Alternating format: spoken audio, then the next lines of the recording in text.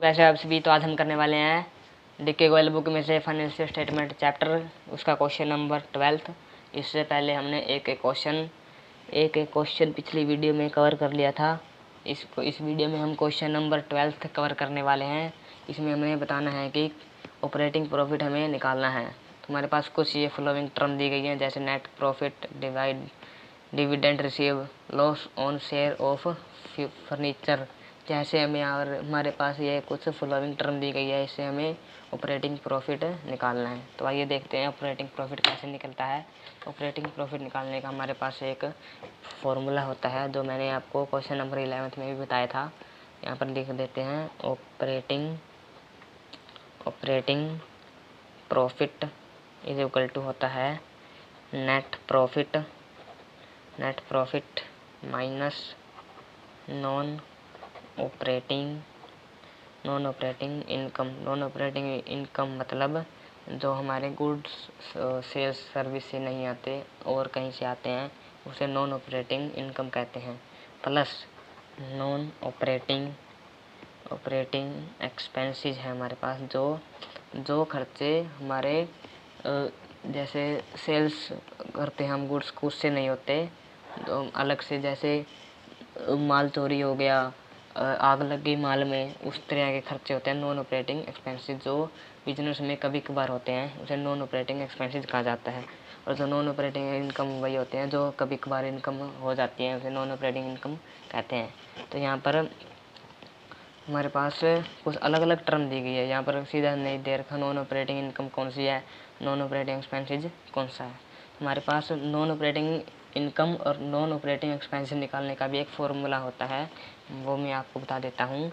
Non operating income निकलती है dividend received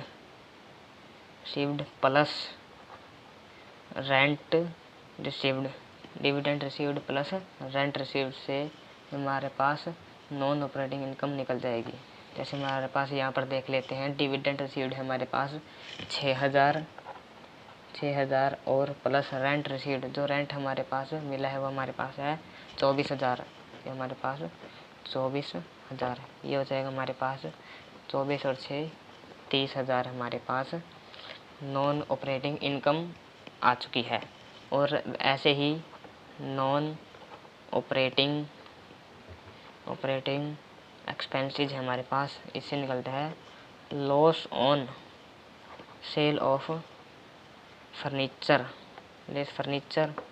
plus loss by fire plus interest on bank loan plus donation जो हमारे पास खर्चे हुए हैं वो हमारे यहाँ पर लिख देंगे। तो डोनेशन सबसे पहले यहाँ पर हम देख लेते हैं loss on sale of furniture. जो लॉस हुआ है उससे हमारे पास 12,000 का खर्चा हुआ है, 12,000 का हम यहाँ पर लिख देंगे, प्लस 12,000 यहाँ पर लिख देंगे। और जो interest on bank loan by fire से हमारे पास 50,000 रुपये का खर्चा हुआ है, एक्सपेंसेस हो गया, plus loss interest on bank loan हमारे पास यहाँ पर आ जाएगा। इंटरेस्ट ऑन बैंक लोन है हमारे पास 10,000, प्लस 10,000 कर देंगे हम यहाँ पर, प्लस डोनेशन हमारे पास 5,100। डोनेशन हमारे पास यह है 5,100। ठीक है। अब ये जो हमारे पास नॉन ऑपरेटिंग इनकम और नॉन ऑपरेटिंग एक्सपेंसेस हमारे पास ही आ जाएगा 77,100। इस पहले वाले फॉर्मूले में हम पुट कर देंगे। जैसे operating profit is equal to है net profit is equal minus non operating income plus non operating expenses. ठीक है। नेट प्रॉफिट है हमारे पास 5 लाख। नेट प्रॉफिट है हमारे पास 5 लाख माइनस 30,000 हमारे पास 30,000 सॉरी यहाँ पर 30,000 हमारे पास आ जाएगा। 30,000 हमारे पास इनकम है, operating income plus direct non operating expense 73,100। तो यहाँ पर आ जाएगा 5,47,100 हमारे पास ऑपरेटिंग प्रॉफिट आ जाएगा। यही हमारा आंसर है। धन्यवाद। अगर आपको वीडियो पसंद आई तो अपने दोस्तों के साथ शेयर ज़रूर करना और हमारे चैनल को सब्सक्राइब ज़रूर करना। धन्यवाद।